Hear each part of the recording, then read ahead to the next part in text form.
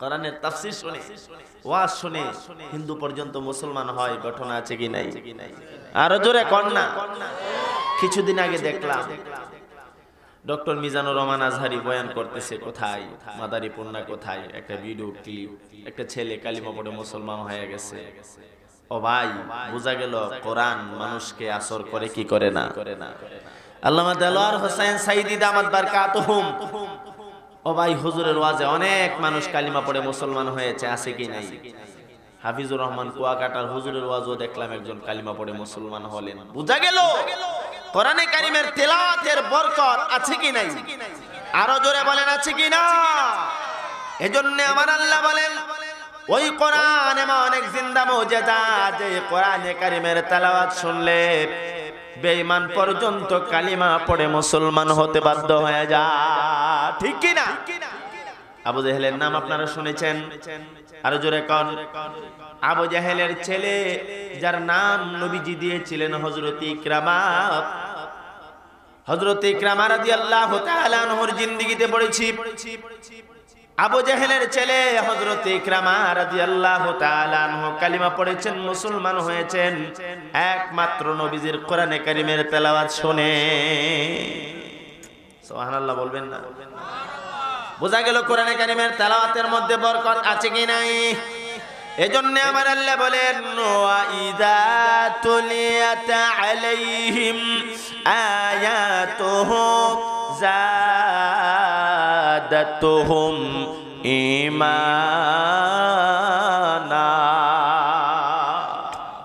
ঈমানদারের সামনে যখন কোরআনে কারিমের আয়াত পড়ে পড়ে শোনানো হয়, তখন ঈমান বেড়ে যায়। আমাদের ঈমান বাড়েনি না বাড়ে না? ও ভাই, কোরআনে কারিমের তেলাওয়াত শুনলে মজা লাগে কি লাগে না? আয় হায়, কারি সাহেবগঞ্জ যখন তেলাওয়াত করে সলিলিত কণ্ঠে প্রাঞ্জল ভাষায়, মনে চাই যেন কোরআনের তেলাওয়াত শুনতেই থাকি, শুনতেই থাকি। জোরে এখন ঠিক কিনা? এই কোরআনে কারিমের তেলাওয়াত শুনে দলের দল মানুষ কালিমা পড়ে মুসলমান হয়েছে, এটা কোরআনের জিন্দা মুজিজা, ঠিক কি ঠিক না? আমি বলছিলাম আবু জাহেলের ছেলে হযরত ইকরামা কালিমা পড়ে মুসলমান হলেন, এর পিছনে কারণ আল্লামা তকি উসমানী ওনার রিসালাতে আনছেন মেসকা শরীফের ঘটনা, কোনো বানানো কিচ্ছা কাহিনী নয়। আবু জাহেলের ছেলে ইকরামা বলেন, নবীজি গো, আমি যে কালিমা পড়লাম, মুসলমান হলাম, একমাত্র কারণ আপনার পবিত্র জবানের পবিত্র কোরআনে কারিমের তেলাওয়াত।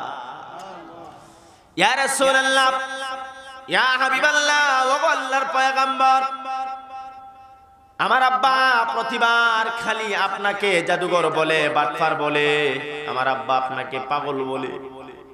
হঠাৎ করে আমি একদিন পাগল দেখার জন্য আসলাম, এসে দেখতে পেলাম আপনি বসে বসে কোরআনে কারিমের তেলাওয়াত করছেন। সুবহানাল্লাহ বলবেন না? ইয়া রাসূলুল্লাহ, ইয়া হাবিবাল্লাহ, ও আল্লাহর পয়গম্বর, আমি আপনার শ্রুতিমধুর কণ্ঠের কোরআনে কারিমের তেলাওয়াত শুনেছি। এই তেলাওয়াত শুনে শুনে আমি বুঝে নিয়েছি আমার আব্বা বলে আপনি পাগল। না না না, আপনি পাগল হতে পারেন না, কারণ কোন পাগল এত সুন্দর কোরআনে কারিমের তেলাওয়াত করতে পারে না। ইয়া রাসূলুল্লাহ, ওগো আল্লাহর পয়গম্বর, আপনার পবিত্র কোরআনে কারিমের তেলাওয়াত প্রমাণ করে আপনি সত্য নবী। সুবহানাল্লাহ। আমি চলে গেলাম বাসায়, আমার বাবা আবু জাহেলকে গিয়ে বললাম, আব্বাজান, আপনি বললেন আব্দুল্লাহর ছেলে মোহাম্মদ নবী পাগল, জাদুঘর। আমি ওনার পবিত্র কোরআনে কারিমের তেলাওয়াত শুনেছি, কোন পাগল এমন কোরআন পড়তে পারে না। পাগল যদি কথা বলে তাহলে সেন্টেন্সের মিল থাকবে না, কথার মধ্যে ভুল হয়ে যাবে। জোরে এখন ঠিক কিনা? আরো জোরে বলেন। যত শিক্ষিত হোক না কেন, যত বড় মাওলানা সাহেব হোক না কেন, যত বড় মুফতি মুহাদ্দিস হোক না কেন, যদি তার ব্রেন নষ্ট হয়ে যায়, পাগল হয়ে যায়, তখন তার কথাবার্তার ভিতরে আর মিল থাকবে না, গন্ডগোল হবে কি হবে না? আওয়াজ দিয়া বলেন। আবু জাহেলের ছেলে ইকরামা বলেন, আব্বা, আপনি না বললেন আব্দুল্লাহর ছেলে মোহাম্মদ পাগল? উনি যদি পাগল হয়ে থাকে তাহলে ওনার সেন্টেন্স বাক্যগুলি এত সুন্দর হয় কিভাবে? ওনার ভাষাগুলি এত সুন্দর হয় কিভাবে? কোন পাগল তো এত সুন্দর ভাবে সেন্টেন্স মিলিয়ে মিলিয়ে কথা বলতে পারে না। আমি বিশ্বাস করে নিয়েছি নবী মুহাম্মদুর রাসূলুল্লাহ সত্য নবী, আমি কালিমা পড়ব, মুসলমান হয়ে যাব। আর জোরে কন্না সুবহানাল্লাহ।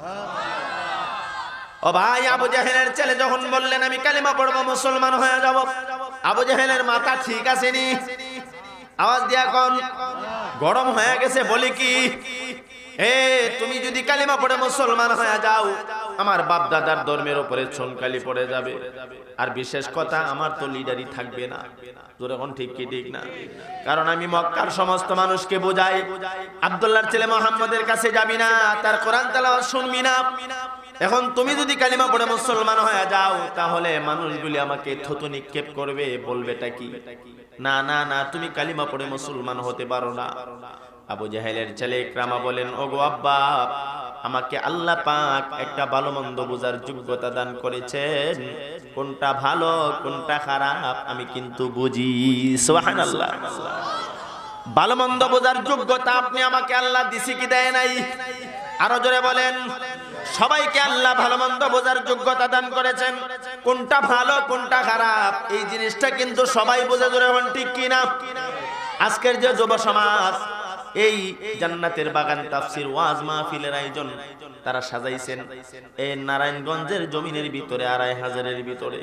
এরা তো ইচ্ছা করলে একটা কনসার্ট গানের অনুষ্ঠান করাইতে পারতেন কি পারতেন না? আওয়াজ দিয়া বলেন। আপনারা মুরব্বীরা হয়তো কয়েকবার বাধা দিতেন, এরপরে আর পারতেন না, কারণ যুব সমাজ